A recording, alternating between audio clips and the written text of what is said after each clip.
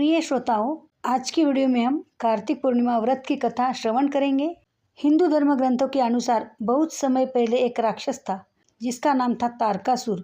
वह इतना शक्तिशाली था कि देवताओं तक को परेशान कर देता था।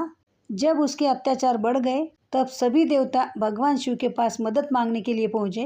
भगवान शिव ने उनकी प्रार्थना सुनी और तारकासुर का अंत कर दिया। देवता बेहद खुश हुए, लेकिन कहानी यही खत्म नहीं हुई। तारकासुर के 3 पुत्र थे, तारकाक्ष, कमलाक्ष और विद्युन्माली। ये तीनों भी अपने पिता की मृत्यु से बहुत क्रोधित हो गए।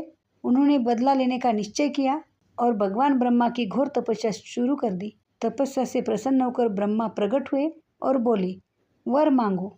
तीनों ने अमरता का वर मांगा, लेकिन ब्रह्मा ने कहा, यह संभव नहीं है, कोई और वर मांगो। फिर तीनों भाइयों ने एक चालाक वर मांगा, हमें 3 नगर दीजिए जो आकाश और पृथ्वी दोनों में घूम सके, और ऐसा नियम हो कि हमें केवल वही नष्ट कर सके जो एक साथ इन 3 नगरों को भेज सके। ब्रह्मा ने उनकी इच्छा पूरी कर दी।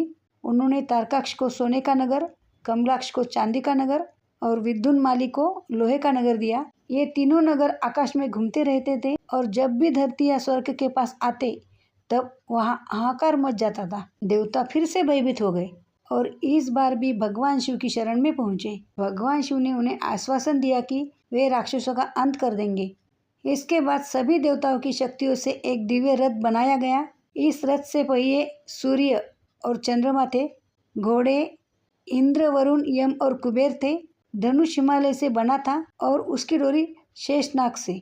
खुद भगवान शिव बाण बने और बाण का अग्रभाग अग्निदेव थे। जब तीनों नगर एक सिद्ध में आ गए तब भगवान शिव ने अपने दिव्य बाण से एक ही बार में तीनों नगरों को नष्ट कर दिया और तीनों असुर पुत्रों का अंत कर दिया। तभी से भगवान शिव को त्रिपुरारी कहा जाने लगा, यानी तीनों पुर यानी तीनों नगर का नाश करने वाले।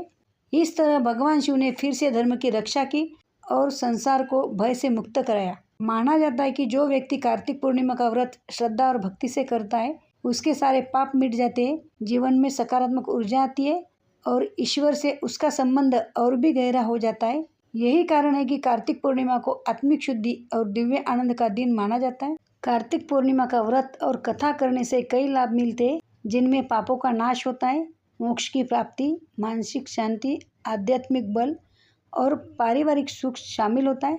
यह व्रत भक्तों को भगवान शिव और भगवान विष्णु की कृपा प्रदान करता है और सभी मनोकामनाएं पूरी करता है। तो कार्तिक पूर्णिमा के दिन आप इस कथा का पाठ अवश्य करें।